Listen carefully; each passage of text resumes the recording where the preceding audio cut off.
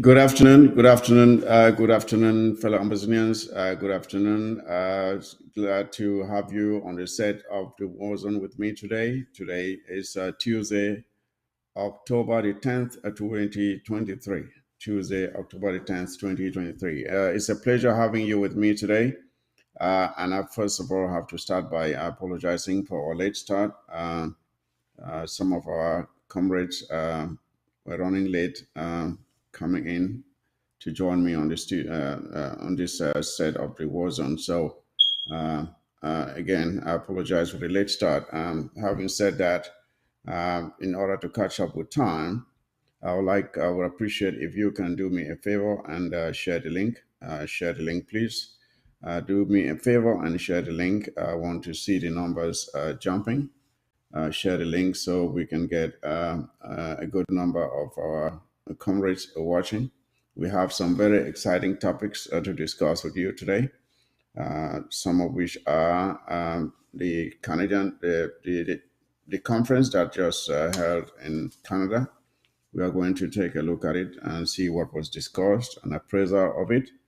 And also, we are going to look at the killings that took place in Guzang recently of two of our citizens that were publicly executed. We're going to take a look at that and really narrow down who takes the blame for all this violence taking place. And of course, we are going to take a look at the registration of the Federal Republic of Amazonia here in the United States of America. And we're going to take a look at that and see the benefits that we stand to gain from this registration. These and other tidbits of our struggle will be the topics that we will be discussing today. In the meantime, I would like to, first of all, pay my respects to our brave warriors on the ground, our brave warriors who are sacrificing everything, putting everything on the line in defense of our territory. I know that people tend to capitalize on some mistakes on a few of them to paint them black, but I must say they are doing a marvelous job with very little against a well armed and well trained and well financed military. The military of La République du Cameroon is well armed, well trained, well financed. We are just scraping by, doing the best we can with the little we can afford to defend ourselves against this huge enemy, well equipped, backed, financed, and supported by their colonial masters.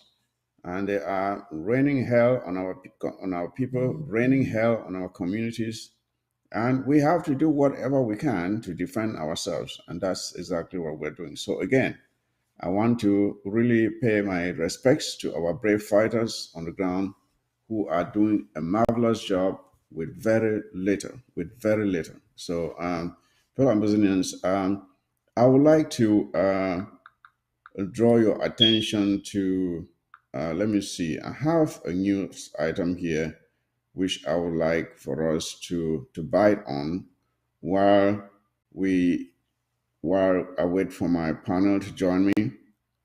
Um, La République Cameroon has always said that, they are going to crush us. They've been threatening us, doing everything to intimidate us.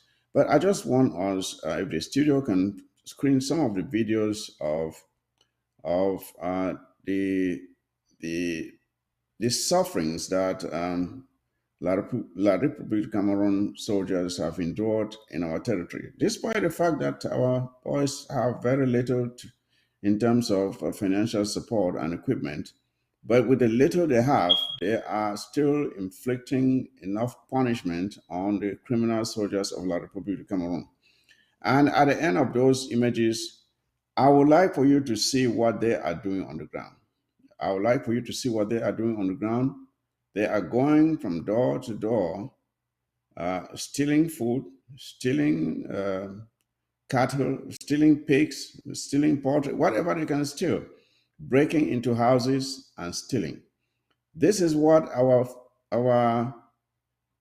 ill-equipped, poorly financed boys are doing to the criminal soldiers of La Republic. You see, those ones are crying there because they have suffered enormous losses. I think this happened somewhere in Bui. In Bui, you saw the car that was completely blown to pieces. You can't imagine that anyone will get out of it alive. It was blown to pieces, and this is what they are suffering in our territory. But again, who can you blame? Who can you blame for this? I've asked severally, what do they think they are fighting for? What are they doing in Ambazonia? They know very well that they are trespassing. And when they send them to come to Ambazonia, they do not ask any questions. They simply march in there, and they have been suffering this same consequence in all parts of Ambazonia. All parts of Ambazonia, be it the northern zone, the southern zone, they have met the same consequence, and they don't seem to be learning anything from it. Other responsible militaries around Africa right now are standing up to these dictators and kicking them out and saying, no, we have to do the right thing. But for some reason, those in La Republique du Cameroon, maybe it's the beer that they drink, too much beer they drink, that they have completely lost their senses. They are not able to hold those who are sending them to be killed responsible. And they keep suffering every day. This is what our boys are doing to them. And we cannot thank them enough. Those are some of the corpses being buried there. And this is happening all over La Republique du Cameroon. But they will never show you. They will never show you. They want you to believe that everything is normal. But no, everything is not normal. They are suffering a huge losses, not only in terms of their lives, in terms of their finances. Their economy is down. The infrastructure is gone. There's no maintenance. They can barely pay their civil servants. That country is at the brink. That country is at the brink. Anything can happen at any time. That is what is happening. And we told these people, we told them to get out now while they can. Get out now while you can. Ambazonia will either be free or Ambazonia will destroy La Republique du Cameroon. That is it. That is it. They have been hoping against hope that someday Ambazonians will simply give up and continue to live as slaves. As Paul Biya said, they had already assimilated us, but that's not working. The 2 cubes of sugar are just not dissolving. They are not dissolving. They are still standing strong. And we are going to stand strong until our homeland is liberated. So I don't know if we can show that video of them carrying a pig and tying behind a bike and taking away as food. Of course, the pig is not one they bought. They just stole it. They stole the pig. I don't know if we have that video. Yes, that is a video. You will see La Republique du Cameroon soldiers who are probably not well financed because they don't have any money now, stealing a pig and taking it away. Fellow Brazilians, you see for yourselves. This is what is happening in our communities. After extorting from our civilians on the streets, they break into their houses, steal money, break into their stores, loot all the merchandise in the stores, go into their backyards, steal chicken, steal goats, steal pigs, whatever they can steal, they steal shamelessly. And they look at little kids passing and seeing them doing all this. These children know exactly what they are doing, but what can they do? That's a pig. That is a pig. You think they bought that pig? No, they did not buy it. They just stole it. and they are taking it to go and eat because they cannot afford it themselves. These are the people, you ask them, they will say these are professional soldiers, our professional soldiers. Yes. So, fellow Ambazonians, that is what we are dealing with. That is La République du Cameroon. They are so called professional soldiers. That is what they are doing. That is what they are doing. And they want us to believe that these are the professional soldiers that are sent into our territory to come and take care of us. No, they're not coming to take care of us. They're coming to extort us. They're coming to kill us. They're coming to steal. Now, at this point, I would like to bring in my panel. I don't know if Comrade Jiban is in now. If Comrade Jiban is in, please, can I see you? Comrade Jiban. If he's not there, Comrade Vala Franklin, I know he was rushing back to get ready. He probably is not seated yet, but he should be in soon, I believe. Honorable Sama Thomas has been logged in for quite some time. Mark Gertrude was getting ready to. I hope she is in now. So let me see who is here. Who is here? Who is here? Is anybody there? Okay, you can see Honorable Sama Thomas is in. You can see Honorable Sama Thomas is in. The others should be in momentarily. Let me see where they are. Let me see where they are. Honorable Sama Thomas is in. Yes. And these are some of the topics that we are going to talk about. Of course, as I mentioned, the public execution that took place in Guzang. We'll be talking about the appraisal of the Canada conference that just ended. What are we to make of it? And of course, we're going to talk about the registration of the Federal Republic of Ambazonia. And we will be having our diplomatic office established somewhere in Washington in the very near future. So that is exciting news for us Ambazonians. It is exciting. I know it's been some of our detractors have been trying to dampen down the enthusiasm of Ambazonians with regards to this news, but there's nothing they can do about it. Initially, some said, "Oh, it never happened," but when they saw the documents out there, or they went to the website themselves and pulled it out, and they saw it, they started trying to misinterpret what was on it. But Ambazonians know what is the truth. The truth is the truth. It is indestructible. So we are registered, duly registered with the Justice Department of the United States of America, right there in Washington, D.C. And we will be having our diplomatic office very soon. So it's something that Ambassadors should be excited about. You should be excited about. Let me see if anyone else is coming. Has anyone else coming? If not, we can start with Ambassador Thomas and talk about the stealing of this pig first, while we wait for our other comrades to join us.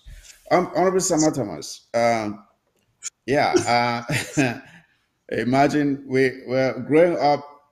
Well, if you stole an egg, that was a big deal. Now you stole a chicken, they would tie you up in the public square and give you some punishment.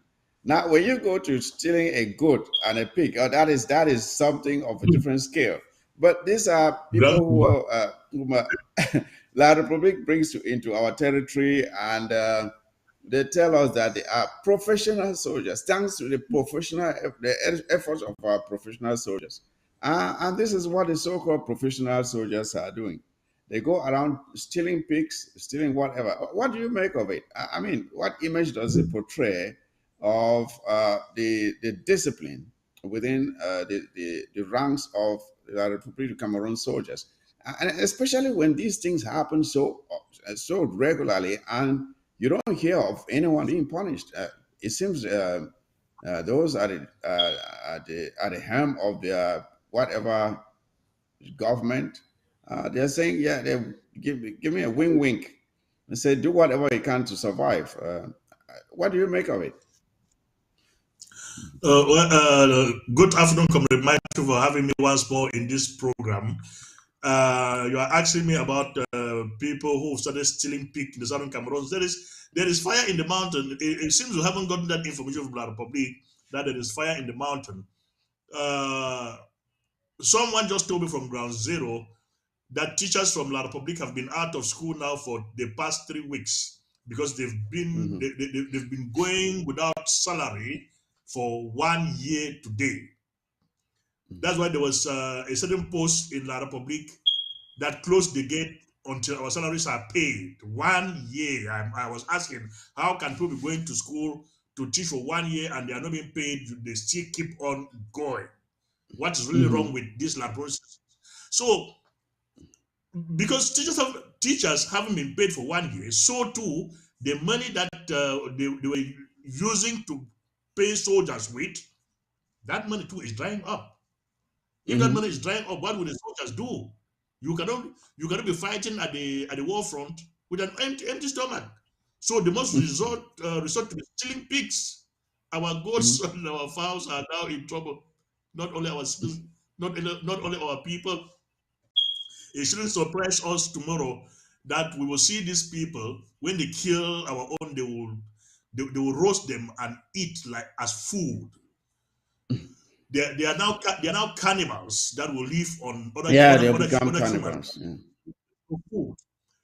But Yeah. La But Republic's on a demand, serious note here, on a serious note here, Thomas, on a serious note, when these things happen, we may look at it like this and just say, "Oh, they are stealing a pig." That pig is someone's investment. That the goat yes, or the chicken that they're selling, that's someone's investment. So that is further economic punishment that they are inflicting on our on people. our people. Because Uh, you know do, how you, long it do you took know that Hmm? Yeah, go to ahead. grow that pig? And Yes. that's what I want to say. It took a farmer. It takes a farmer more than 2 years to grow that pig like that. Mm. And that's a farmer that has sacrificed a lot before you can see a pig grown up like that. For these people to come and steal, they should know one thing. We used to say in Mancon, meaning the poison of a garden egg is in the garden egg. The poison of a Mhm. dog is in that dog, like that of the pig as well. So Mhm. one day when these guys were rumbling like pigs, they shouldn't be surprised of what happened. Like I was saying, Mhm. La Mhm. Republic, La Republic coffers are dry. They thought they could use money meant to pay teachers for 1 year. We will sustain their souls for the next 5 years. Yes. Unfortunately, soon the coffers of paying soldiers will be dry as well. That country will collapse sooner than we expected it was going to collapse. This year or early next year will not make those people still standing on their feet. It will collapse like the house of cards in front of them. They will see something before they believe, as they say their Thomases. Uh, when Southern Cameroon see a place like Somalia, I was telling people that no matter how harsh a war can be in Southern Cameroon, you will never find Cameroonians malnourished as the people of Somalia and Yemen, and have been proven right. But a Mhm. war in La Republic, trust me, a war in La Republic, something will happen for Nordies will be dropping like flies. Despite the fact that there's no war in the north for the past 50 years that I Mhm. know, a UNDP that has always been subsidizing food in the north. But the UNDP has ceased more than 40 years ago to be sending anything in the southern Cameroon as food. But that's the World Food Program. So, La Republique, what is coming to you guys? You have never seen it, but you will see it this time around and know the bitterness of war. No, no, but the signs are all there. The signs are all there. We have seen pipe-borne water pipes dry, or whatever comes out is completely like it looks like mud. No, We have seen the dilapidation of the infrastructure, not just roads, electric poles, you name it, the place is crumbling, and we will talk about that more in more detail as we go along with the program. I don't know if anyone else has joined us, but if not, I think we should advance. We should move on. Margaret indicated she was getting ready. Comrade Vala was rushing back to get ready. Comrade Jiban was also getting ready. So I'm sure they should be jumping in any moment from now. But I would not want us to hold on any longer. Let's go into this topic of um, what happened in Guzang. I know that we have talked about it. We have blamed each other for what happened. And as tragic as it may, and we have condemned the manner in which it was done. We have condemned it, and I think we are right to condemn it because of the manner in which it was done, because it was traumatizing to those who were present at the scene. It was traumatizing even to those who watched the video. It was wrong. That's not how you do it. We are not saying that if you find someone who is an enabler or a blackleg, that you should be lenient on them, but you don't do it that way. That is what we're saying. You don't traumatize the people just to prove a point. It is wrong, and we cannot say that with more vehemence. That wasn't right, and I'm not even like for us to show the images here again because I think people have been traumatized enough. I don't want us to show those images again. We know what we're talking about. But Honorable Samar Thomas, when you look at what happened in Guzan, we have seen other incidents like that, and each time these things happen, they say, "Oh, this is the worst thing that has ever happened." But is it really the worst thing that has ever happened? Was the killing in Guzang the worst thing that ever happened? Didn't we see Sam Sawyer Gabon, we beheaded in public saw like a Gabon. chicken? Like a chicken? The slaughtering of Samsoya at the Bamenda Regional, they call it Bamenda Yes, Regional Hospital, which is the Bamenda General Hospital, where La Republique hoodlums went and slaughter Samsoya there as if they are slaughtering an animal to be taken to the market. So yes. what happened in Guzan was gruesome act, but So, the gruesome and let me just make the point. Let me just make the point here. Let me just make the point here, Honorable Sama Thomas. When you see these things happening, we saw the Ngabu massacre. We saw what happened there. We saw the kid whose head was blown to pieces in Fako, the one in Bamenda. We saw the other ones in Kwakwa, Baby Mata. We have seen these things happen. We saw what happened in Santa. We saw what happened in Bali. We saw we massacre were was can told of be what which happened can be in in Widikum. You remember a child was dropped in boiling oil in Widikum. So the question yep. is, where are these ideas coming from? These ideas are coming from the criminal soldiers of La Republique du Cameroon. Our boys never we never had this kind of spirit in us. They have taught these boys how to be brutal. They've taught these boys how to be violent. They have taught them how to be wicked. And they are just learning from them to do these things as much as we don't like to see them. We don't like what is happening. We don't like these things being done. But they have picked these very violent acts from the criminal soldiers of La Republique du Cameroon. That is where they got these ideas. They're not coming from anywhere else but from the criminal soldiers of La Republique du Cameroon. They introduced this poison into our society. That is what I'm trying to say. I see Margaret is in looking Yep. as gorgeous as she can be. And Albert Sama Thomas, you were saying something. you finish your point, Yeah. then let's hear Margaret's own point of view there.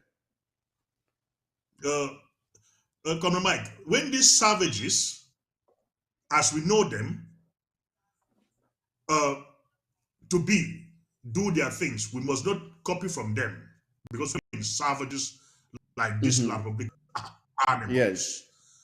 So this is the thing. We know that black legs are worse than La Republic soldiers, absolutely. but there is a way we can do things that will not expose us to the international community as being Boko Haram or Al Mm-hmm. Qaeda. The man command says, that when a bird is perching, it, it does not come straight forward into it. Mm-hmm. It must go round and round, round and round, look around to see who is standing there. Well, now, who stand for day? Before that bird, it go perch inside a nest. Not just enter for that kind of, but if you enter, take you. Make this we, brother, the way they do this is, and yes, we all will get that bitterness in us. Say these black legs, them they not mean any good for we all. Mm-hmm. But if you don't find them out, say yes, they want a black leg. Wait and they for do something. Then but two man call man say king and key. Which will be the meaning of king and key? Say we slaughter an aim of water. Because the man as I grow, they tell me they be tie Mm-hmm. stone from Batu man from Batu chief in aim of water. Mm-hmm. When they do and so, people know they be see them, population be see them saying so it don't happen. If we not do and so, my brother them, the international, the world over now Siam say will be savage beasts like these savage beaches of La Republic Cameroon. Yes. So we are we are condemnation for that act now the way we do them. It not be for our advantage in front of the international community. Make we not do them again as such. Because you know help we for no way. We will find other means them for carry out those acts them. Then let me go back this way. Whenever there is an important event that promotes the success of the Southern Cameroon struggle, the AGC ADF must come up with this their distraction, Mm-hmm. which the international it will even dissuade the international community from gearing toward that success of the Southern Cameroon people, and they would water that success with the activities of the Mm-hmm. ADF. That just happened in Guzang. Proud to the announcement of the diplomatic breakthrough which this struggle has gotten, the first of its kind for the past 50 or 60 years. Is that anything good for all of us as Southern Cameroonians? What are we doing? Are we really serious that we want to go to Boya? Please, we are calling on our brothers and sisters of the A of C that we should, when we are doing anything that we are doing so far as this struggle is concerned, let reasoning, let mature reasoning override our, that is our agility to do things. Our attitude to say we did this is not always selling good in front of the international community. No run race way, the race will pay off, but you will instead die before you end the race. Then you will be a party to that race. I rest my case. Oh, thank you, Officer Matamas. And I think Comrade Bala is in, Margaret is in. I don't know if Comrade Jivan is in. Maybe I should give them a minute to say a word. Starting with you, Mama G, since you came in first, why don't you say hello and maybe make your own statements about this topic? What's your take on it? Who is responsible? And how do we get away from such images? Mama G. I think It's you're, yeah, I think you're muted. oh, Okay, I think you're audible now. yeah, okay. Yeah, you're on now. Yep. Okay, all right, thank you. Greetings, greetings, everybody. Greetings, fellow Amazonians and well wishers who are watching us today. My name is Mama G, Maji, like you hear people call me. Uh, uh, I'm pleased to be here today so that we can discuss some of the burning issues that affect us and our struggle. In regards to, were you talking about the pig? Are you still talking about the No, pig we or moved on from the pig. We are talking about the Guzang incident. the Guzang incident? That is extremely traumatizing to Mhm, everybody.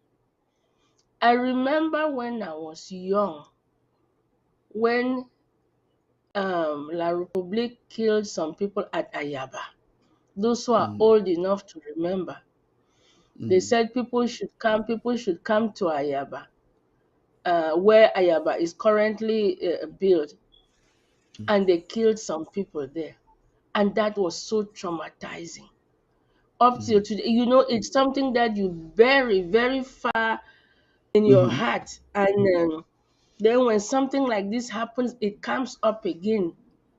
And it's like reliving it. It's one of the worst things that could ever happen. And from what I hear or read, they said they rallied people in the market and said everybody should come, everybody should come. And even these people who were killed, they too just came with the crowd, not knowing that they were going to pick them up, that going it to be the was, victims. Mhm, yes, that they were the victims who were being called, and then they just picked them up and said, sit here. To tell you the truth, like I said, I'm reliving the trauma from my childhood when they kill people at Ayaba. That I don't even know what it is I can say about that. It's very hurtful.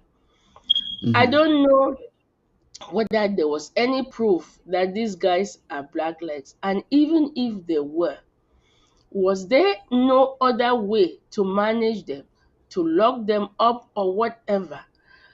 And killing them in a public square like this is the worst thing that can happen. mhm, First of all, I want to say to us, it is traumatizing.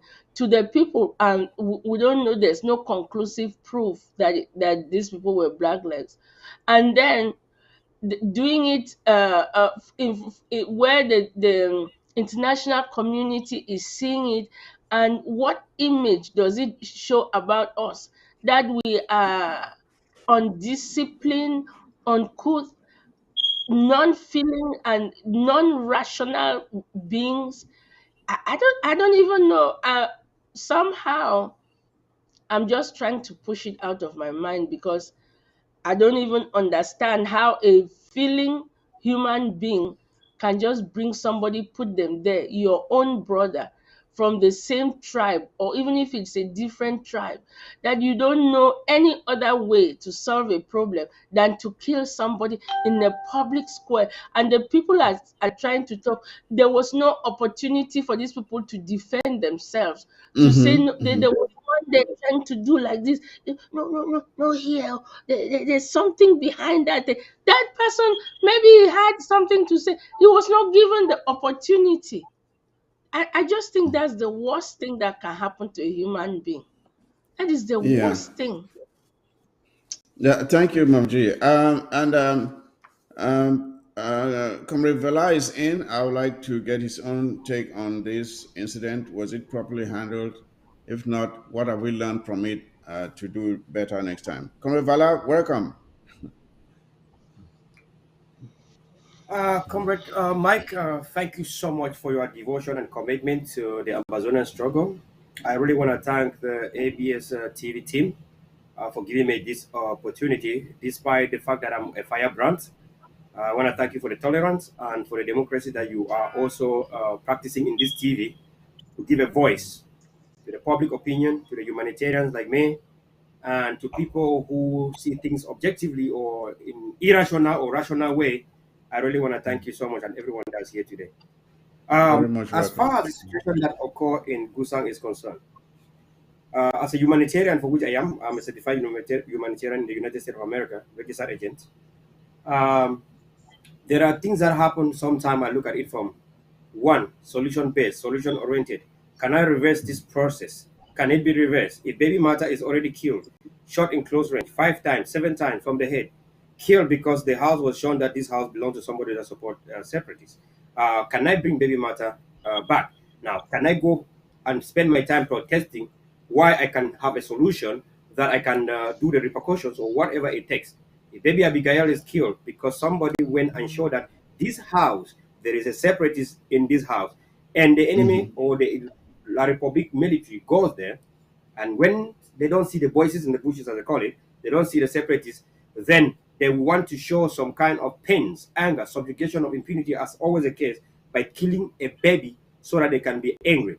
Now, in this case, what happened in Guzang is something which, again, life has been lost. Just like baby mother, baby mother, baby Abigail, just like Sam Sawyer, Mami Api, we cannot bring them back.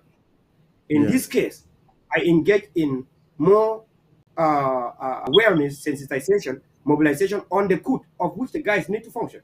I engage much on that because there's the next person coming in. And as I'm talking, as a matter of fact, some of them, you don't see what is going behind the scene. It is ugly than what you saw. They show you just 1% of what they wanted the public to see. What is going behind the scene that day is not only ADF, Restoration Forces, all Amazonian Defense Forces, like anyone that is in Amba, is doing that in their locality. They have a long list, a long list of those people that they have seen associated with the DDR Center. A long list seen from the day of the national dialogue.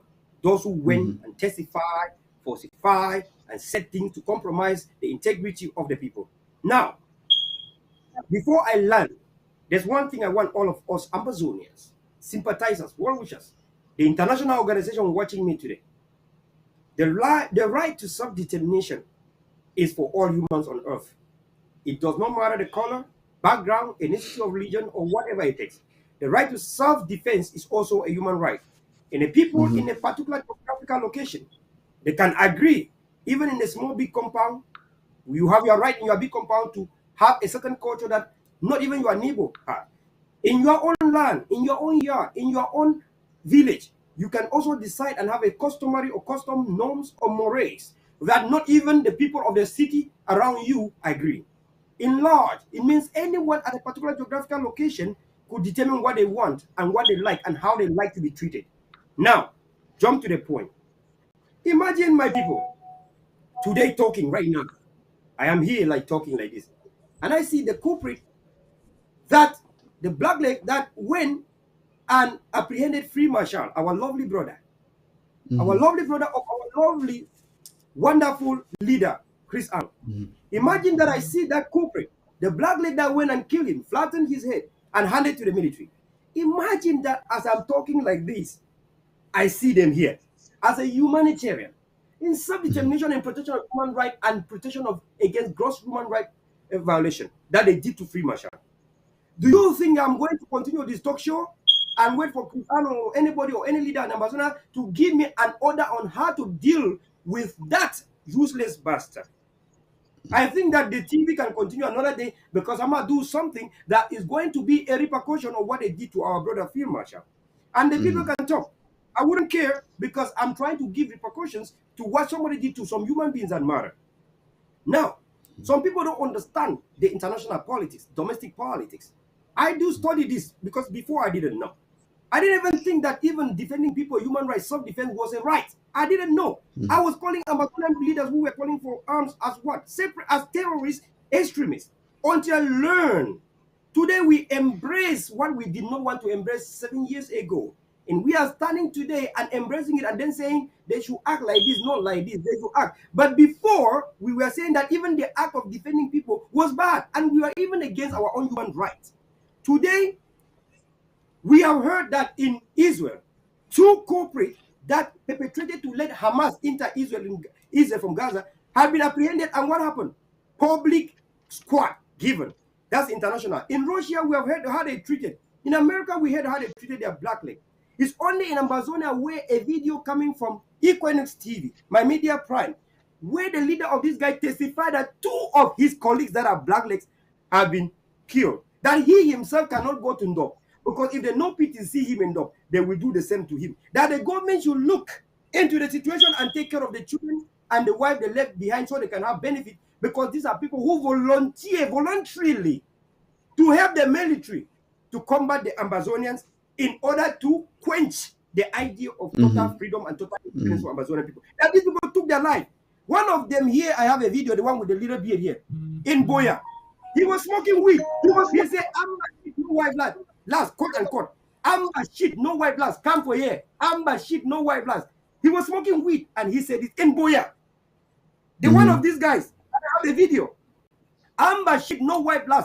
Come for Boya for here. We go show you Pepe.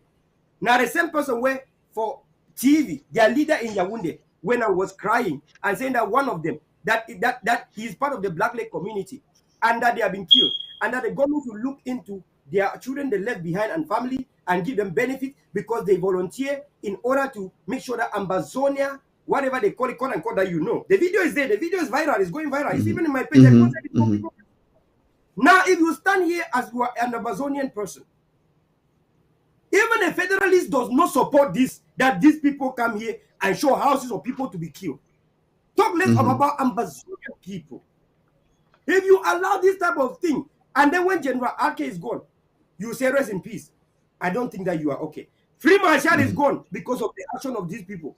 If you really love the king Free Marshal, how can you allow people who are the ones, because military are foreign people, they don't know our villages.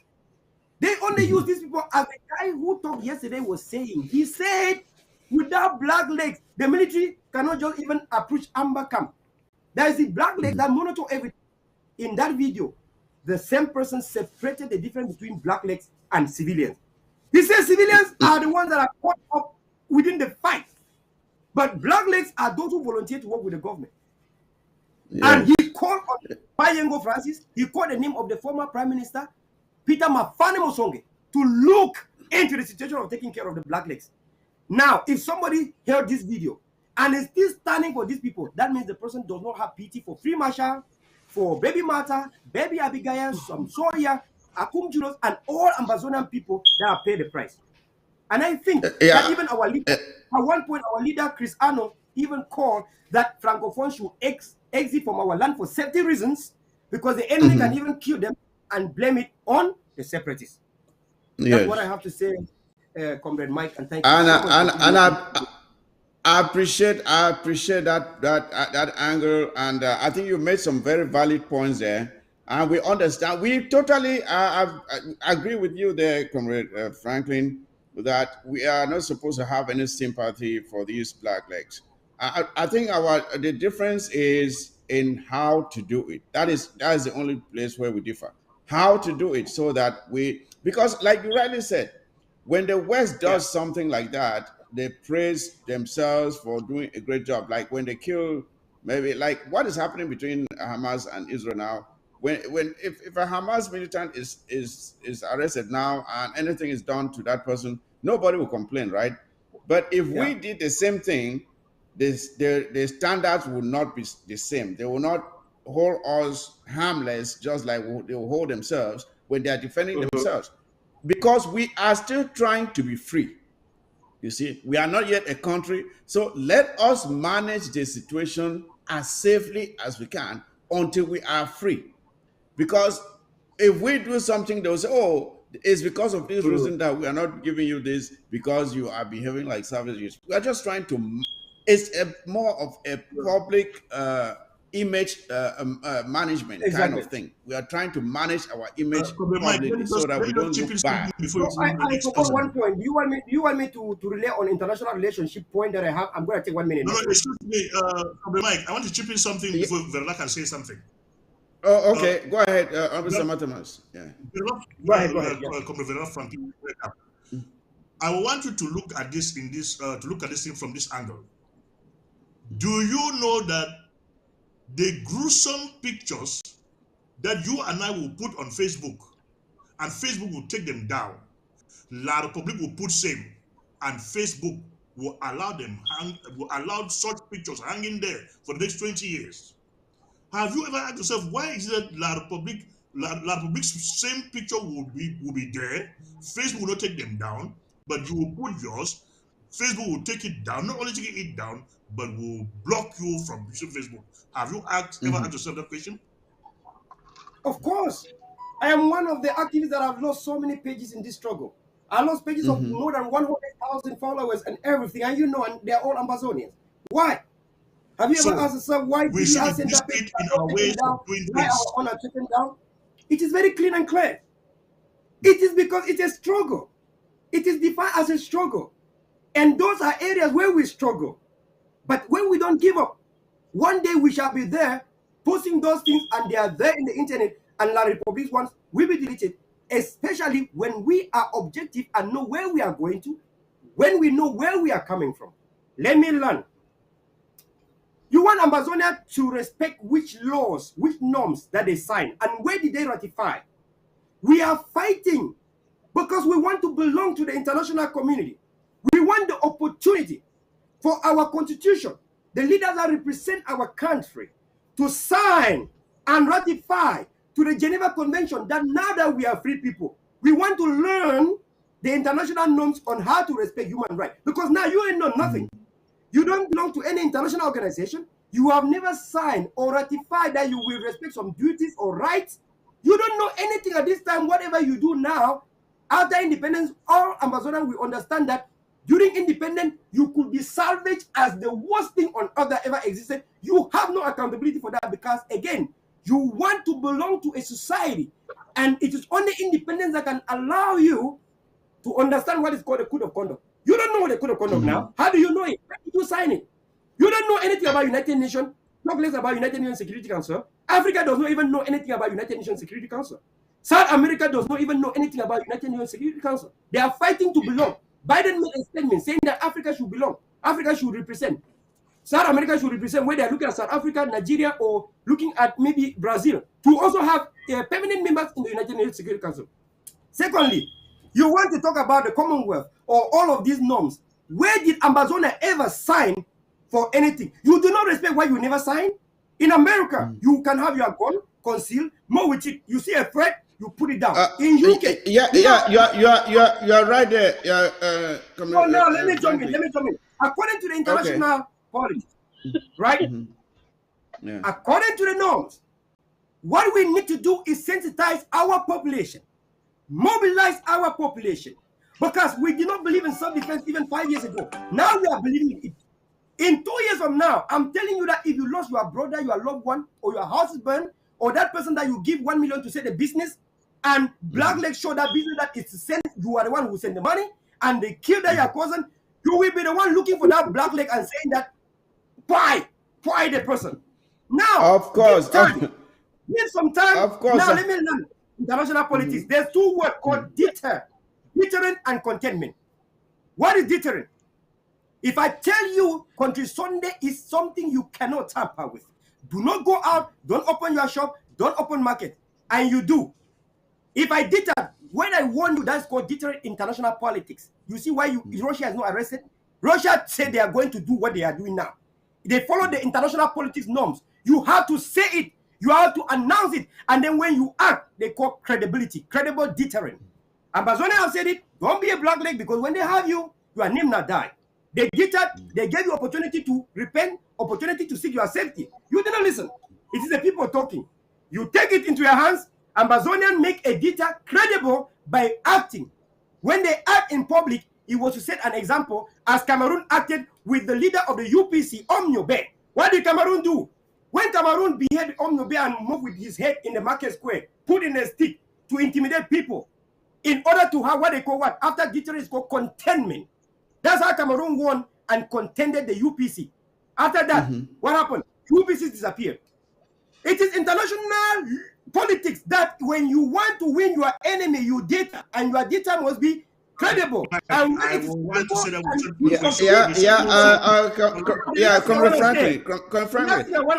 when they want to hit North Korea, and the leader of North Korea say, if you try, Believe me, before you finish North Korea, I will flatten one of your steps. Yes, we agree. What happened? Yeah, They leave we North agree Korea. on that. We Imagine agree that you you have must to. tell the force of the people. Live free and live long to see Amazonia with independence. Easy. Yes, we agree. We agree that we have to enforce the deterrence. We have to enforce it. But again, as I said before, the problem is Yes. how to do it. Because look at the way La Republic does it. La Republic does it. For example, when they pick any of our fighters, what do? They go behind, they do what they have to do, they come and dump the bodies at the market square, right? Or wherever. And they don't just do that. Sometimes they make sure they are naked. That's why I'm saying sometimes these habits are learned from La Republic de Cameroon. They make sure our fighters are as naked as possible before even dumping their bodies. We can do the same too, but we don't have to do it live in front of cameras with everybody watching. That is what Says we're who? saying, comrade. We agree that we met. No, I'm just saying that for the sake of our own people, the trauma that it It causes is our people, hypothetical. It is not true. It's and not thought. they were It's an children. opinion. It is They not were children. hypothetical. There were It's an children at the opinion. market square. There were children at But that market square, and they opinions are saw not these things. subjective. It's an opinion. You have an opinion. Yeah. Which are You know, facts. Yeah, well, we are having a debate, right? We are having a debate. Yeah, We're having I'm a saying debate. that the reason why we subjugated that opinion was not the right way. The right way was what? Do consultation. Go behind the scene. Talk to these guys. Know their own point. If they know international politics like me, they are looking at you and laughing. Because that's what they are doing. Now, Israel is about to shoot. How many of the people Palestine is about to shoot right now? Squad. And they are doing it live. How many people did Afghanistan, the people called Taliban, shot live? It is just an opinion, and opinions are not subjective. They are supposed to be objective. Objective means I think that Good enough, like frankly. because Good enough, during the election, I don't think. Yeah. 1 minute here. 1 minute here. We the Federalists at that time when I was a Federalist, we were against Amazonian sovereignty through self-defense, right? It was an opinion. Today I change. Today I stand for battle, right? Tomorrow, Mike. Okay. Believe me, brother, you could be like Blacklegs. In fact, let them suffer for 1 month, cut one eye now. Because if I catch person where keep free Masha, what do we go do for them? We not go to absolutely. But having said that, and why we are even bothering to blame ourselves for these things that are happening, I think there's one person who is ultimately responsible for all of the killings and the suffering and the destruction that has taken place in our territory. We are just aching our heads here for no reason. There is one person singularly responsible for everything that has happened, all of the destruction, the beheadings, is because somebody made that decision to declare this war. And I would like to see that image of Paul Biya here on the screen. That is a person we should hold singularly responsible for everything that has happened and is continuing to happen in our territory. Paul Biya is singularly responsible. And first of all, when we talk of Paul Biya, I would like to see that image here on the screen of Paul Biya as he looks now, or if at all he's still able, he even looks that much. This is an individual. Yeah, this is supposed to be the president of La Republique du Cameroon. This is supposed to be the president of La Republique du Cameroon, Paul Biya, the man who started this trouble. And the problem, what the issue I really have with this is that when you have dead people, when you have dead people leading the living, that is what you get. Because when you look at this man on your screen right now, do you really believe that Paul Biya knows what is happening in that country? You think Paul Biya knows that 2 days ago people were publicly executed? Do you think Paul Biya has a clue of anything that is happening in that country? And the funniest thing is that, or the tragic thing there is that he is not alone.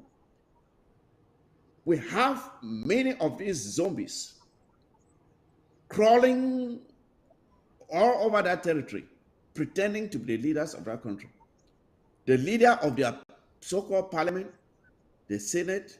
The Senate is a house of zombies, actually. That is a house of zombies. It's a retirement home.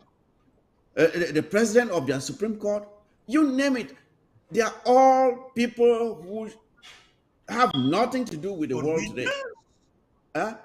They have completely they are clueless. They don't know how the world works because Pobia right now is all his gets up in the morning is thinking, am I going to die today? Am I going to die tomorrow? That's all Pobia cares about now. He does not care about some child being going to school or having food to eat or is there light or roads maintained. He has no concern about that's not his business now. All he wants to know is, will I be dead today or will I be dead tomorrow? That is, and then when you entrust the future of your country in the hands of such a walking zombie, that is what you get. Anything goes. People are being killed left, people are being killed right. The other one who held as journalist, killed, mutilated the body.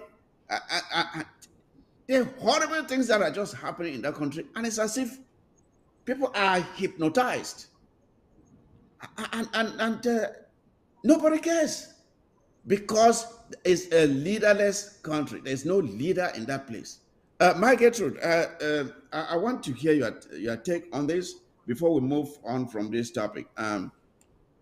Isn't Paul Biya singularly responsible for all the killings happening in our territory? He started it. Of course, he is. They always say, uneasy lies the head which wears the crown. Paul Biya started this thing because when the Amazonians, when the lawyers and the teachers just asked for concession, asked for an issue to be looked into, instead of them to look into it, he comes in and he declares a war. Mhm. And I have always said from the day that Paul Biya declared the war, we became Amazonians.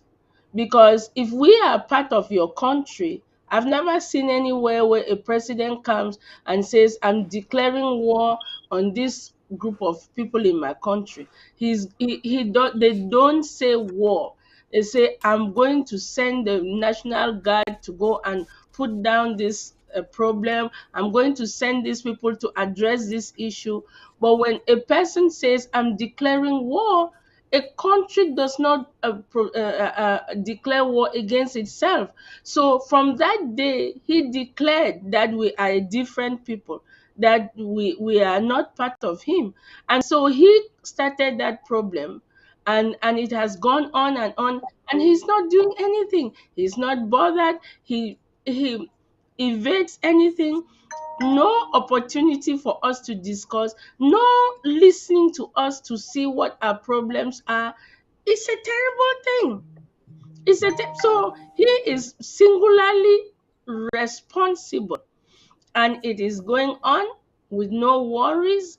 And they said it was going to take 2 weeks. It has taken 7 years. Is that not time for Paul Biya to sit and regroup and re-examine himself, he and his people, to examine and say, did we do the right thing? How can we fix this thing?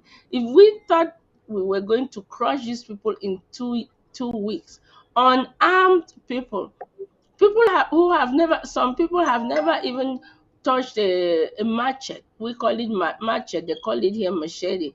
We are people, there are children there who had never touched a machete to even clear the ground. And here we were, that's why they thought they would crush us in 2 weeks.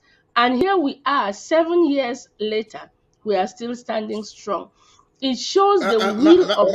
My Gertrude, just before you finish your thought there, what is so vexing about this is that the attitude of La Republique and their enablers, some of whom happen to be from Amazonia, Mhm. I'm sure you all listened to the enabler, the chief enabler that Omar Vala was talking about, who was speaking on Equinox, boasting, insulting us, using very derogatory language to describe us.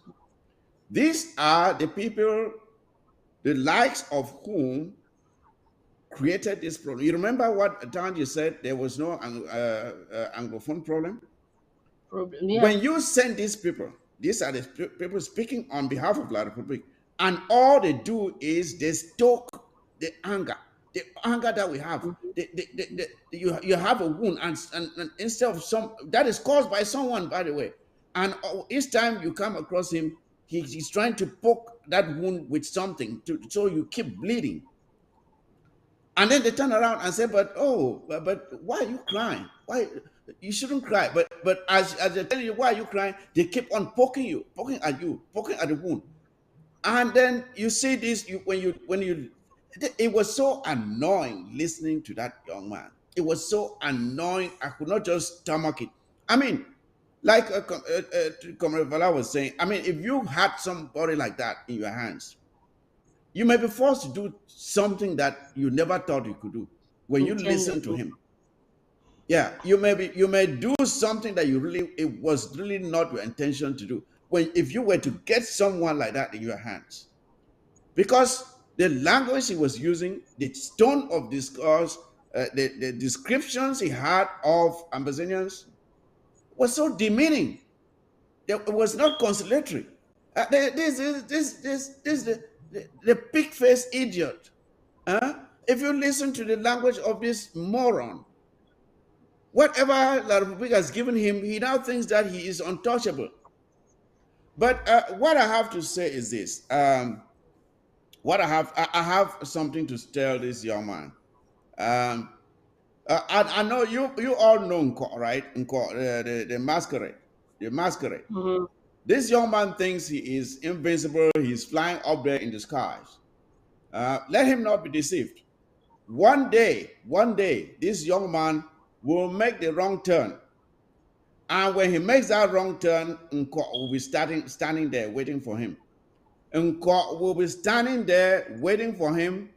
And when that day happens, he will dance Nko dance. Whether he knows how to dance it or not, that day he will dance with Nko.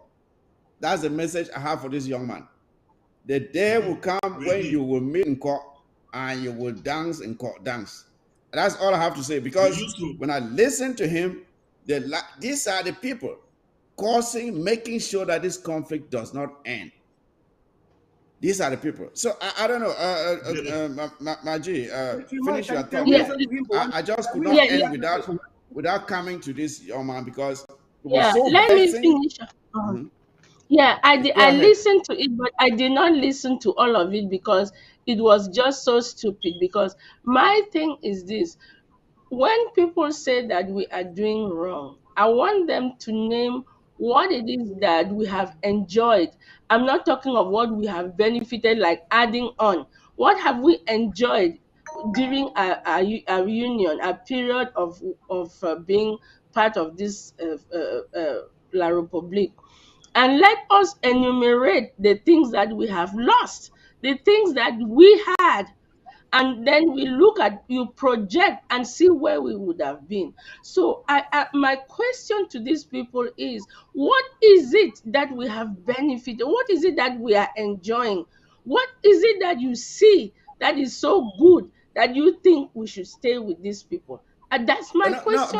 Mama G, I don't even think we have to be that simplistic.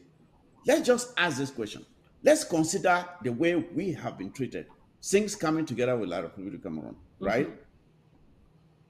Let's ask La Republic Cameroon, how about we treat you in the same manner? How would you feel? Can you allow us to treat you as you have treated us? Maybe, Comrade Franklin, I would like for you to give us your own take on, first of all, this moron here who thinks that he's flying in the skies, and the way La Republic of Cameroon has treated us and continues to treat us. It is a matter of the lack of justice.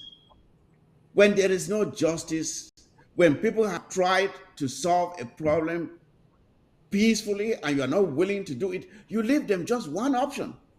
There's just one option. And not to draw any equivalence, but if you look at what is happening in the Middle East, it is also a lack of justice. And when you keep doing that and doing that and doing that, there comes a time when people's backs are against the wall and they do desperate things. Then you give them bad names. We have tried severally to solve this problem with La Republic Cameroon. They are not willing to listen. And we are at the end of the rope now. And things have to happen. Comrade Franklin, your take on this, please. Thank you so much, Secretary Mike. Thank you. I really want to thank you so much. Margaret, thank you. If there was no woman here, I wouldn't feel even very proud of talking and representing Amber, because you cannot have very healthy men and there's no woman there and you are talking for a nation when the mother is the mother of a nation. So Margaret, thank you so much. You come always compassionate from the mother's perspective. You represent women in full gear, like honestly. You understand what life is. And what you say about what you see, how emotional it is, I completely understand that, because you know how it takes to make one life. And there's no way I can beat you in that case. I can never go through what as a woman you go through every month. So you know the pains, honestly. So thank you so much. Now, I would, before I continue, I would beg that Secretary Mike, can you play that video for just 1 minute? 1 minute for people to watch. Because 1 minute, just 1 minute, please. Thank you. I mean this one, right? Yes, 1 minute, please. Just 1 minute. Yeah, let's get the audio. Let's get the audio and just get the language. Let's get the audio. 1 minute, please. From the beginning, 1 minute, please. Yeah, I am actually touched because I am among the black-leg community that we are working in collaboration with the forces of law and order to share information. We are on social media to denounce this. We send information every time to the United Nations and all international organizations concerned to decry these atrocities. We are on TV and radio to denounce them. And when such a thing happens and we realize that one of us that will always come out to decry such things, the way we have been killed. This is not the first one, Mr. Seth Allen Otto. We have black legs that have been buried alive in Moyoka because they collaborated with the forces of law and order. I don't want to go political. Justement, c'est un véritable dilemme, Robert Kedia. En même temps, on demande de donner, de collaborer avec les forces de défense. Yes. Et de l'autre côté, il y a ce sort-là qui est réservé à tout cela. Yes, and that's why no, we have citizens that are neutral, they carry on their normal life, but they are endangered when the forces of law and order meet with these terrorist guys. They are endangered. I am talking about those that have taken it as job to collaborate and give the information note and note. When you see the military going and attacking an amber camp and arresting many of them, they do not just know where the camp is and the when. It is the function and the duty of what is called today the black legs that they give information.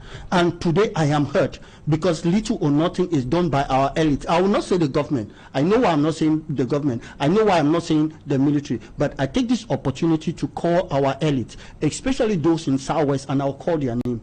The former Prime Minister Peter Mafani Musonge and the present Prime Minister in the Southwest, and in the Northwest I'll call on Payengo Francis and of course His Excellency Minister Paul Atanganji.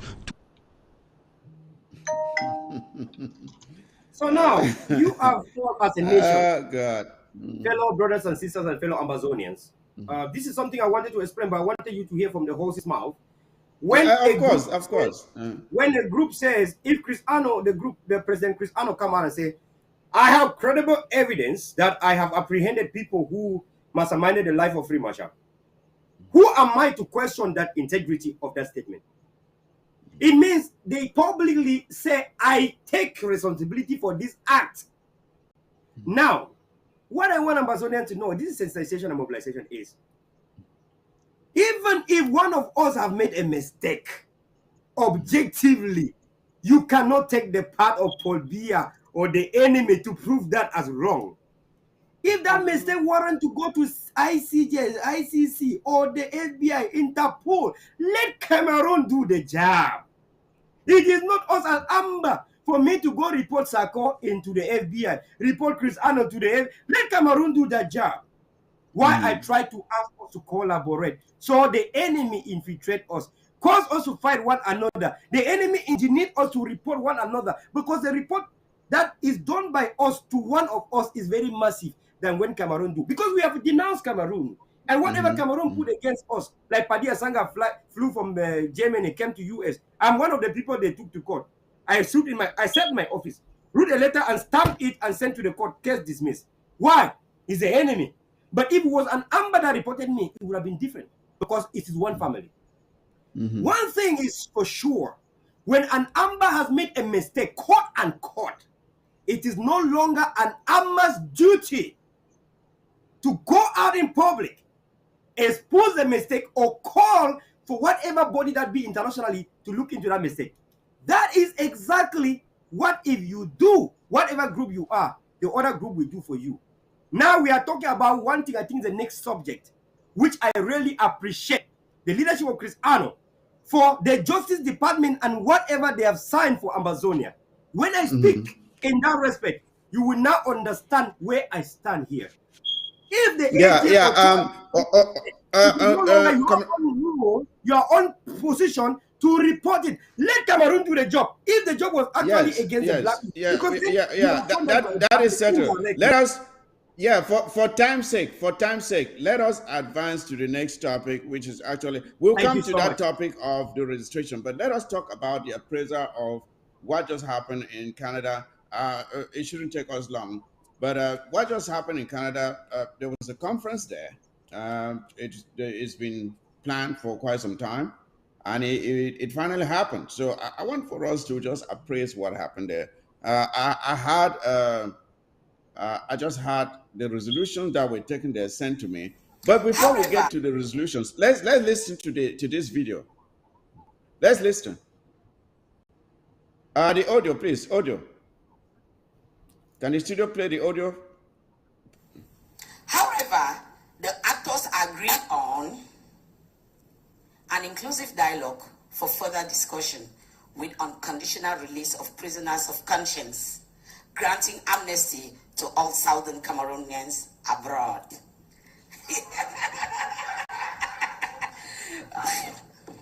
To all Southern Cameroonians, yeah. 2, humanitarian situation. The population of the Northwest and Southwest regions are in a compelling situation due to the ongoing violence, which has led to heavily displacement of persons, negatively impacting the possibilities to make a living. The majority of those displaced by the crisis are women and children. In both regions, civilians and children, properties and basic services, facilities, including healthcare and education, have been subjected to attacks. After heated debates, both parties agreed that, are we together? There should be access to humanitarian aid to reach the vulnerable populations. Considering the misunderstandings between international organizations and local partners, there is need to put in place an efficient coordination of actions destined to relieve distressed populations. 3, DDR and community violence reduction. Disarmament, demobilization and reintegration is a process through which members of non-state armed groups are encouraged to lay down their weapons and return to civilian life. It is a complex process that engages political, security, social, and economic dimensions aimed at creating an environment where peace process, political and Yes, that was just a segment of the audio, the video that we just listened to there. Fellow comrades, leading up to this conference, I happen to have had some meetings with the organizers, and a request, and because I'm part of the negatively impacting the possibilities. Okay, let the video end first. I don't know if is the video still continuing or what. Okay. So as I was saying, leading up to this conference, I was part of this outreach program that we had to get a consensus amongst most Ambazonians as to what kind of conference we ought to have. So our group reached out to these the organizers of this conference, and we said, how about we complete this process of reaching out to our various communities and getting from them an idea of how an all amber conference should be, a venue, date, and so on, so that when we are having this conference and then developing uh, the, the the agenda for the conference and also the modalities, which will tell us what to expect at the end of the conference. But they were not willing to listen to that. Fast forward, they went ahead with this conference and they've had it now. So my question is, when you listen to the ideas that are being presented here, which we all seated here are fighting for a free Amazonia, right? An independent Amazonia. With the ideas that are being presented here by these women who happen, I hear they came from Cameroon. Imagine, go figure. People living to come and attend a conference here and then to go back to Cameroon and live there and who are known to be fighting for the liberation of Amazonia. I don't know who does that. But these ideas that are being put here, I just want to ask you, Honorable Sama Thomas, are these ideas consistent with what we should be doing to free Amazonia? By asking our brave fighters to lay down their arms, by talking about the DDR Center, talking about things that are contrary to the very foundation, the very legs on which our struggle stands. Is this what is going to give us a free Amazonia? And we call this an all Amazonia conference? I mean, give your own appraisal of, I don't know if it's just me, but let me know what you think about this. Well, when I listened to this women's presentation at the conference, I was like, wow, if I'm in this conference, what will become of these ladies at the podium there? Because I And I must was, jump tables. Honorable Sama Thomas, just to your point, I was very surprised that they were given ample time to say these things that they just said. They were given so much time to come out and spew this nonsense, and nobody confronted them about what they were saying. So that must have been in Before the agenda of the conference. Go ahead. before I come back to that, I heard Comrade Veron Franklin talk about the arms struggle or the idea of the arms revolution started 5 years ago. No, no, no, no. From time immemorial, I've been that person running the streets of Bamenda, telling everybody that one day the guns, even that was in 1992, I started drumming the drum of guns in that country. So, with that said and done, let me come back to this women. It was very, very uncalled for if the Canadian talks was for Southern Cameroonians to meet and pave the way forward to talk about unity. Any Southern Cameroonian with the ideas and the opinion of these ladies needs to meet Paul Biya and propagate their ideas with Paul Biya, because these ideas are not welcomed by any Southern Cameroonian of goodwill that wants to reach Boya. These ladies telling us that our people should drop down their guns and go to DDR Center, that's evil by itself, which even wanted them to be lynched. I didn't mean they were in a place that people who can lynch people are there. All these women need to be lynched, but none of them leaves the Southern Cameroons. That's what I believe. All of them are either in La Republic Cameroon, that's to say Douala and Yaoundé. So they do not know exactly what is going on in the Southern Cameroons. Two, coming out of their presentation about education. What is education? Education is just a matter of enlightening somebody to read and right for himself, to understand how the society operates. But what is the essence of education if that education is an archaic kind of education that you miseducate the people to think like robots? That is not education, and we must condemn such an education wherever we find ourselves in the world. Let Southern Cameroonians go for 20, according to me, let Southern Cameroonians go for 20 years without education and be who they are. I speak my mind because I was never brainwashed by anybody in any classroom. So Southern Cameroonians should be able to speak their mind, not being brainwashed by La Republic kind of education, which is miseducating the people. And these women are here propagating that children should go back to school to learn what they. Is education more important than freedom? If that education should be sacrificed for the next 50 years for us to be free, like the people of South Sudan, you have ministers in South Sudan who cannot read their names. Ministers, they cannot read their names. But they sacrifice their education for their freedom. Southern Cameroonians must not be an exception, that we will place education ahead of our own freedom.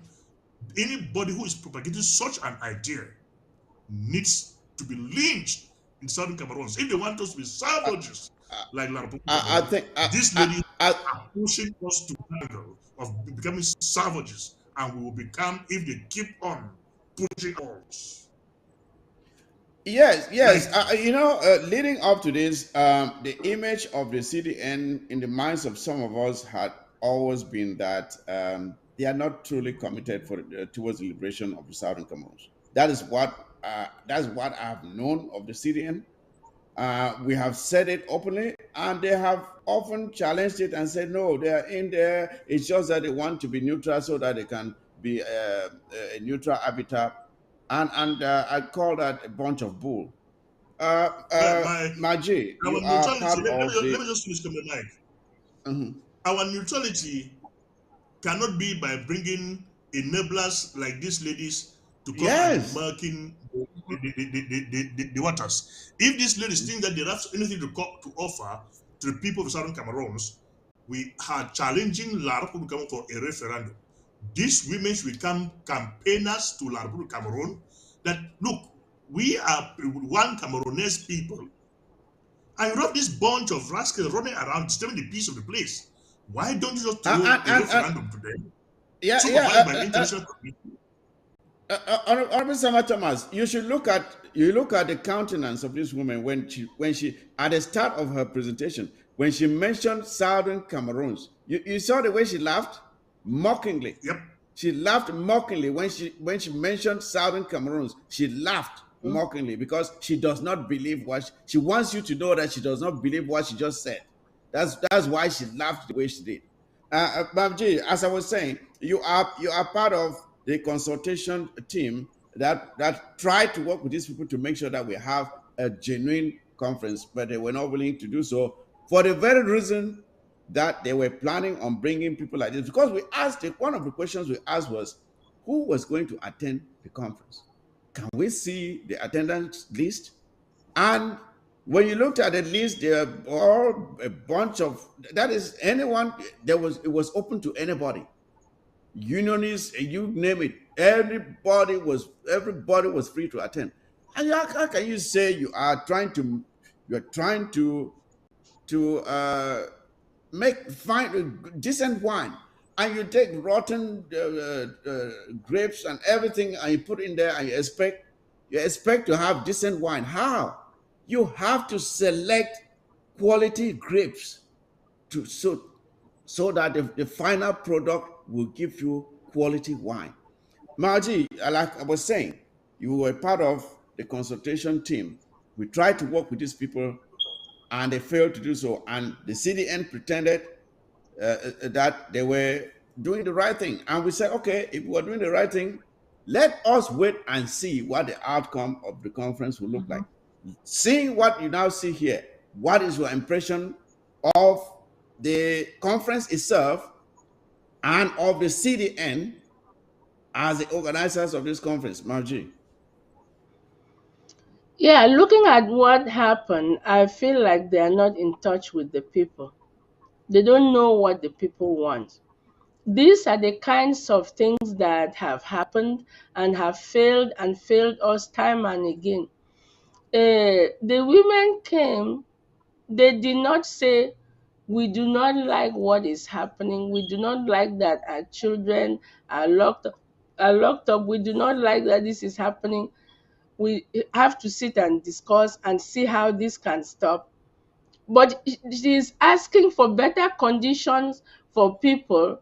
It is like normalizing. It is like they are saying, well, let's come back and sing Kumbaya and just be one big Of country course, again and of course. continue. Let's just leave the people who were locked up and tell them, we've forgiven you. Just come back. Let's be one big family. No, she's not. They are not saying, let's sit and really discuss.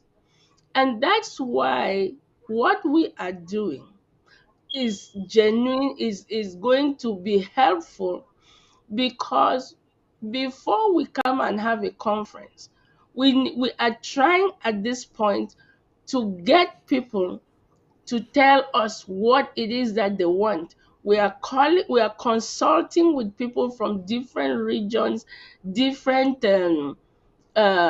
walks of life, groups or whatever, so that they can. We need to understand, it's a fact finding mission. It is not for us to go and tell people. These women are coming and making recommendations, and I'm wondering what this recommendation is based on. Have they talked For to La people? Republic. Do they They are know looking at what? the recommendation sent by La Republic. That's it. That's what I'm saying. Yes, they're not doing any consultation. We are trying to get people. Our consultation the group is to get people to say what it is that they want, so that by the time that we have a whole an all Amazonia conference, we will be saying, this is what people said. This is what we consulted with people, and this is the questions that they asked, or these are the recommendations they had.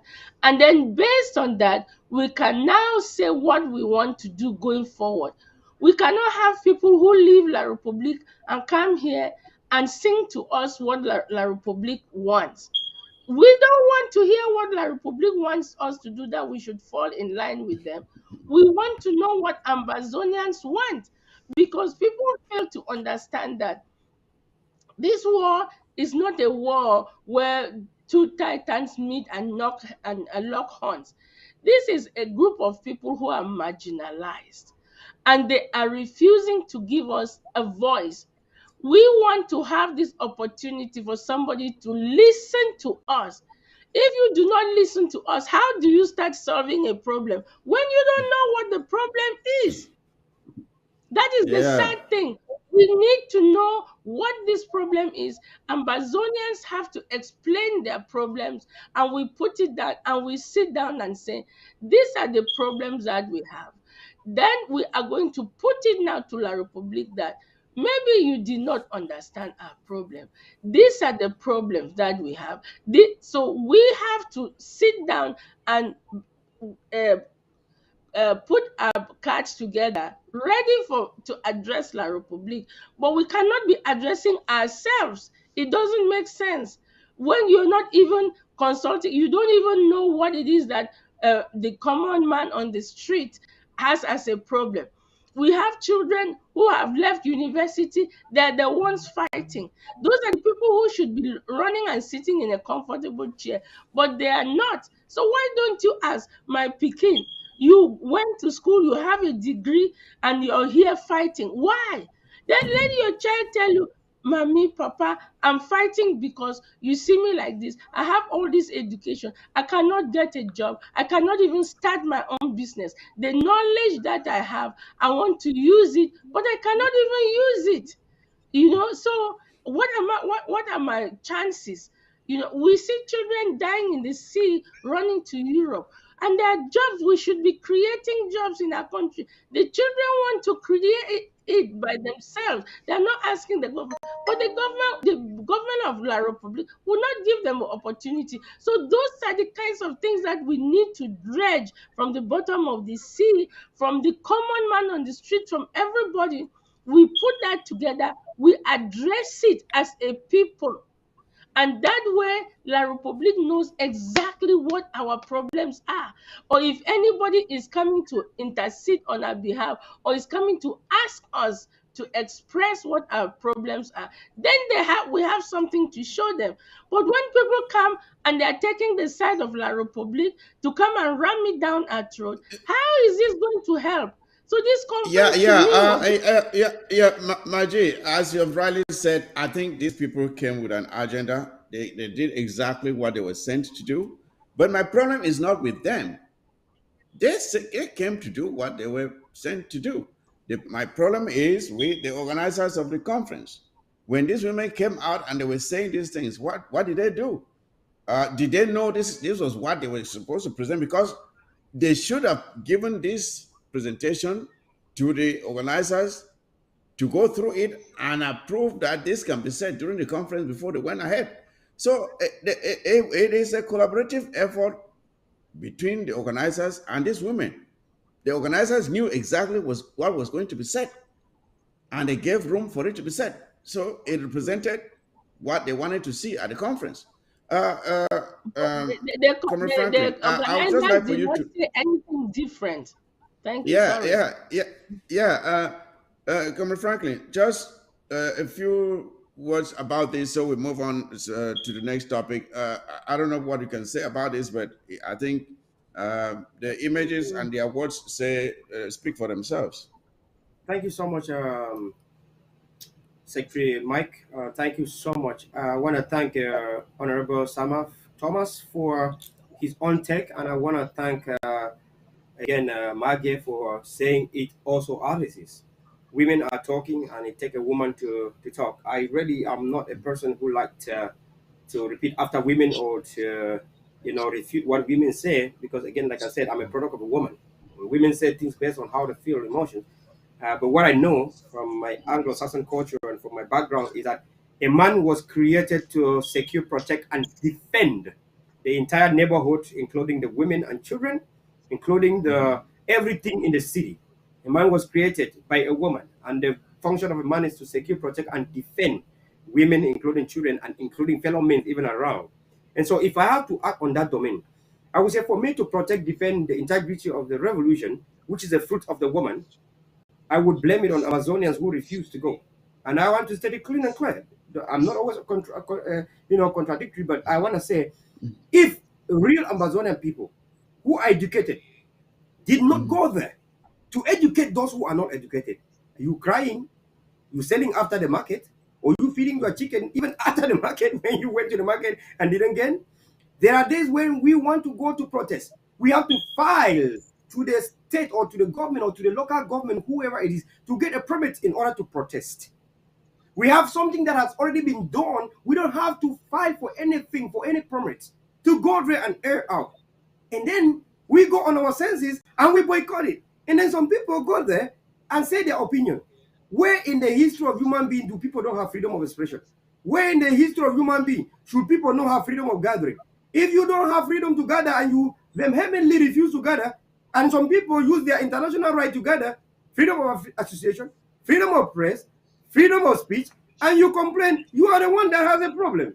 I think that Amazonians should have invaded the CDN in numbers and say as it is, just as we always fight to go to New York, to the Washington, to the White House, to this and CNN, BBC. Why are they not talking about us?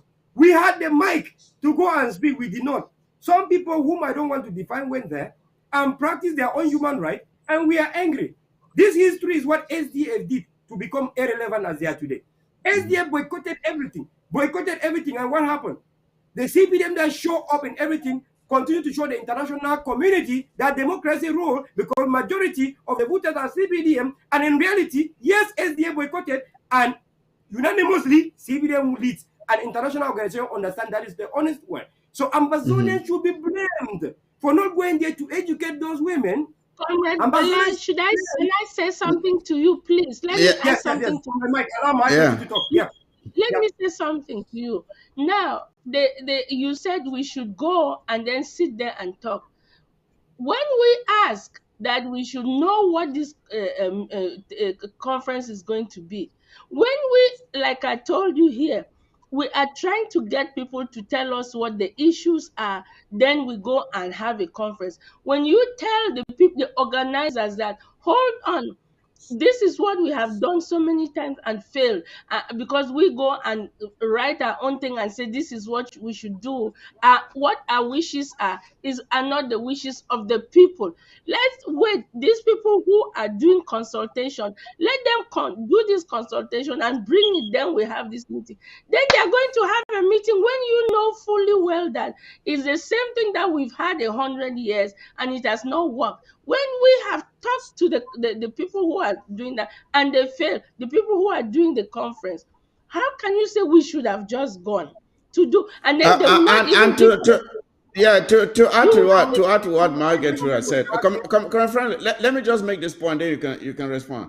The thing is this: when you have your when someone is organizing their juju house and they have the rules of the juju house and they want you to join, they have to tell you the rules, because when you go there and the juju house says when you're dancing you have to start with the left leg, but you go there and you don't know, and when it's time to dance you start with the right leg, you have already committed a fault in the juju house.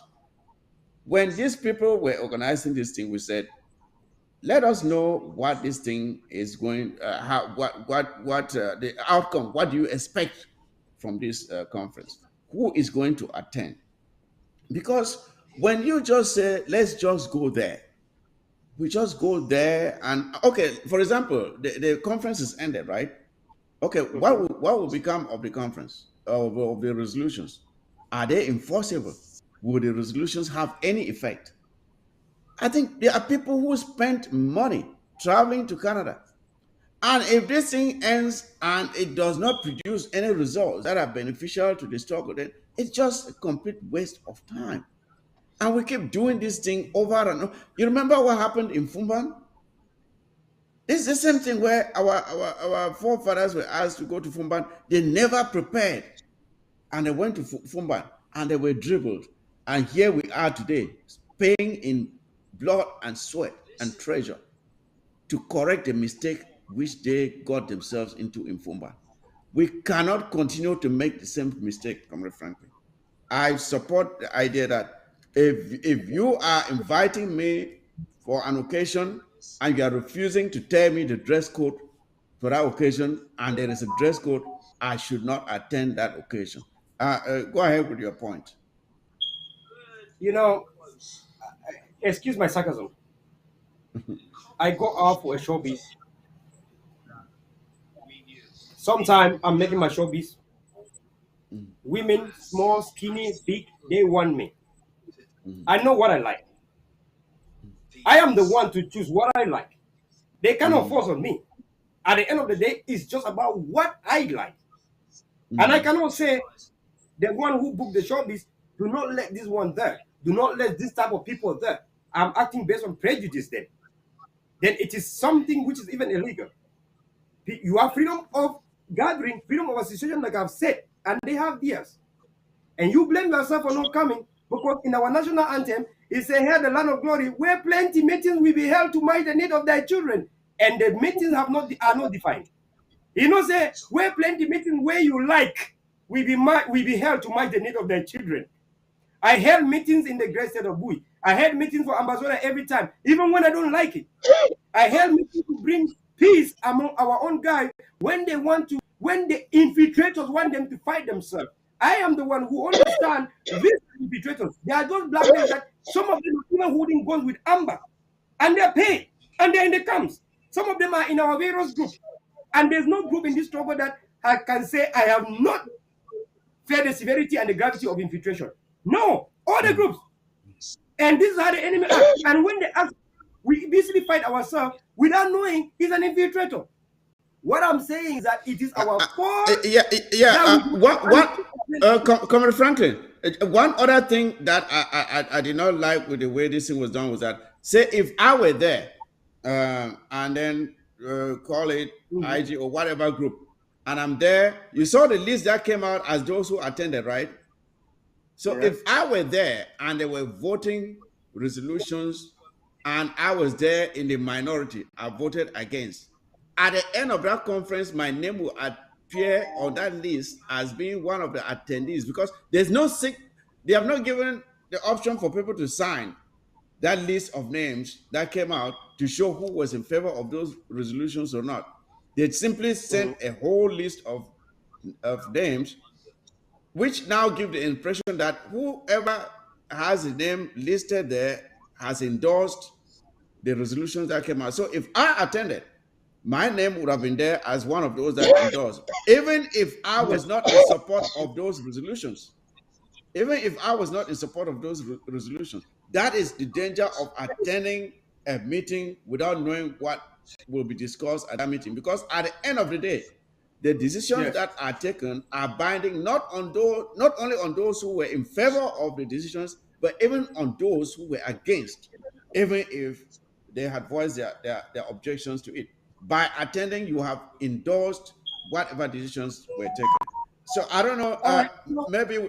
So in front of me, I do have, because one thing is that I am not going to consider what someone who is not on my side is saying.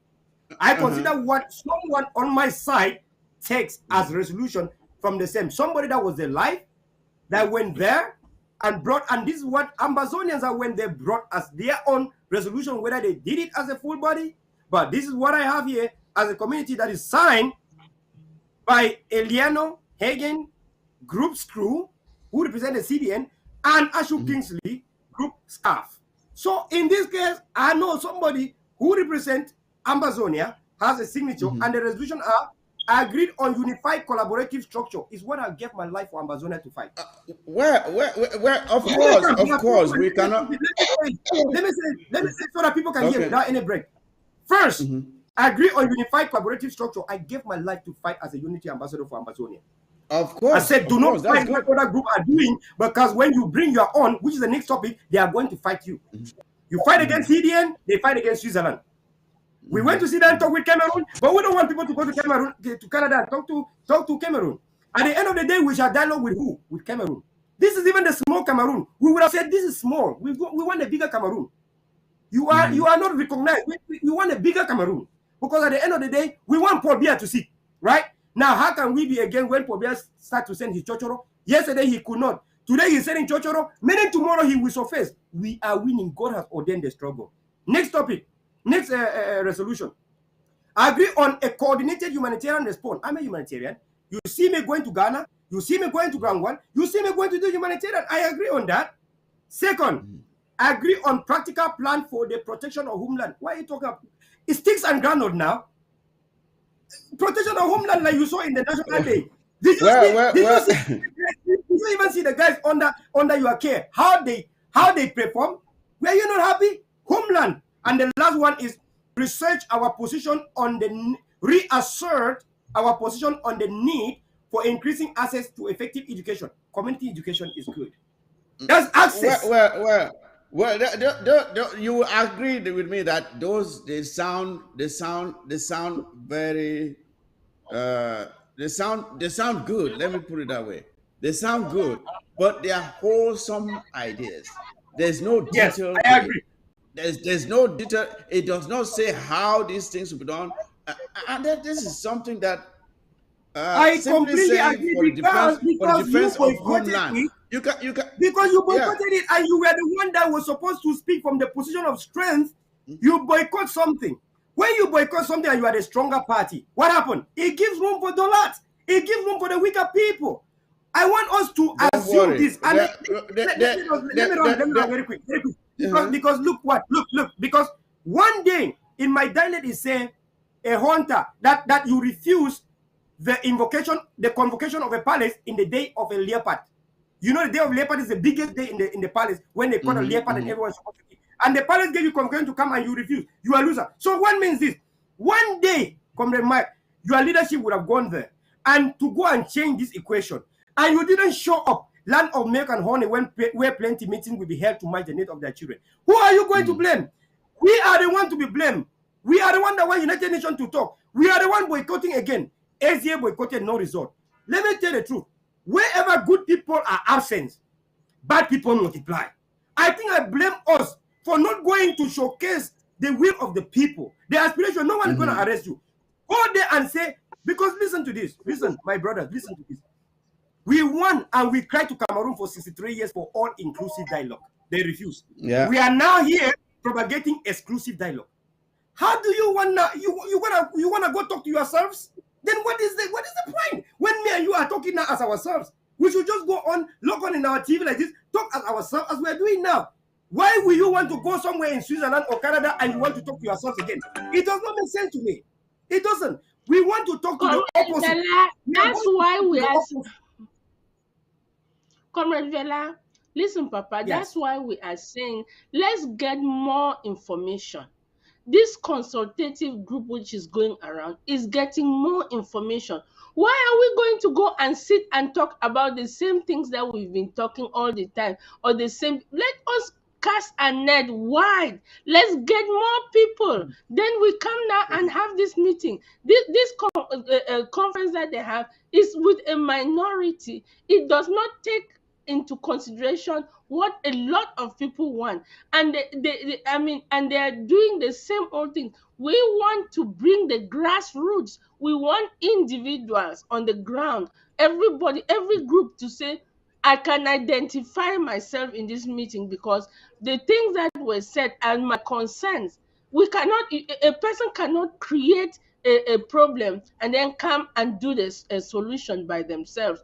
Let us consult with people. Who have they consulted with? You see that there was a consultation that was done by what is his name now? The guy who died, the bishop. Is it Cardinal Tumi. Yes, if you have something like that, you say Cardinal Tumi said, I have talked to people, I talked to this number of people, this is what they said. You see how they asked, are you sure? He said, yes. Are you for sure? He said, this is what the people said in the consultation that I did with them. So why don't we do that? What did he take something like that? That this is what Cardinal Tumi said. He went out, he talked to people, he made survey. This is what they say. So this is the voice of the people. That is the problem, Papa. It's not whether they had a conference. Okay, people finish. That's thank you, question. Thank you, Margie. Thank you, Comrade Vela.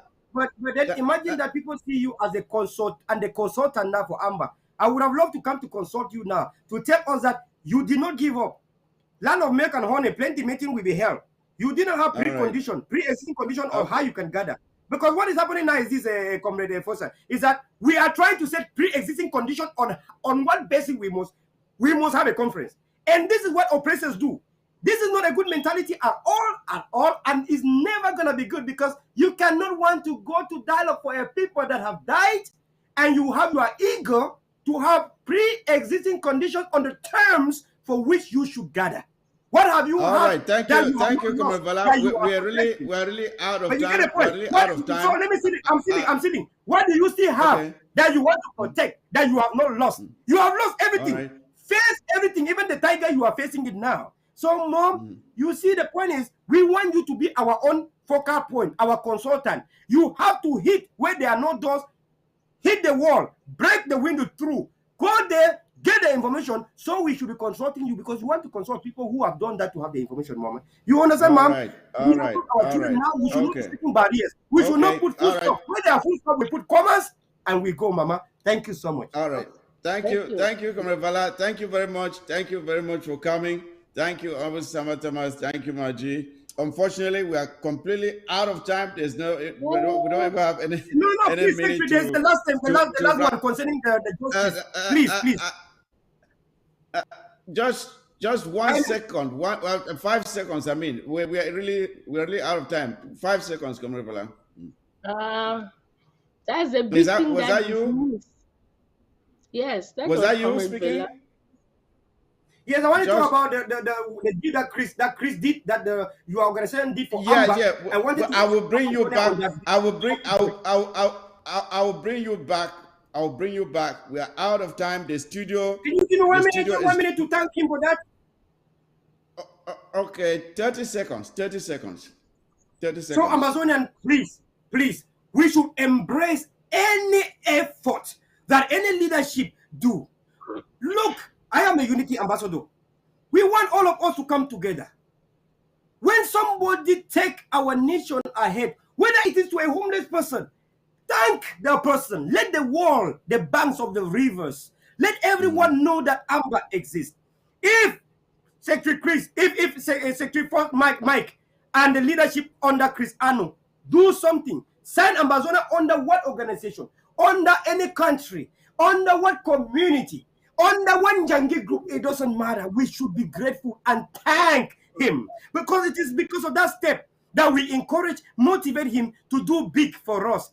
And when any leadership continue to fight effort like that, whatever effort they do will be fought. If you fought against draft, even war tax, you will be fought against it. So I want to thank him, thank the leadership of Chris for that joint gesture.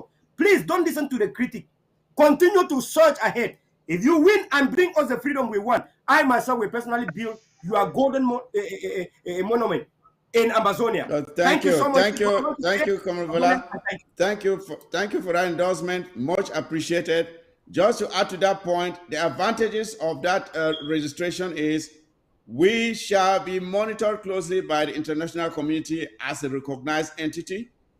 We can now open bank accounts bearing the name the Federal Republic of Ambazonia without hiding it under any other entity. We can assist our asylees from Ambazonia when they come out here. We can now assist them officially. We can open a diplomatic mission in Washington, D.C.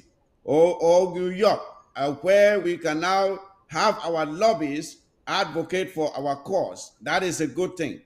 We can now collect donations without using any humanitarian organization, but we can do so in the name of the Federal Republic of Ambazonia. You see, with this legalization of the Federal Republic of Ambazonia, many other advantages will be coming in, and we will be explaining them in the days ahead. But unfortunately, we were supposed to discuss this as the last topic, but I'm forced to just give you this summary because we are completely out of time. Fellow Ambazonians, it was a pleasure having you again right here on the set of the War Zone. We are shutting down because the studio has some work to do. So I thank you all for watching. Share it to your friends and colleagues and comrades so they too can benefit from the information we have put out here. And with that, ladies and gentlemen, the War Zone is out, and good night.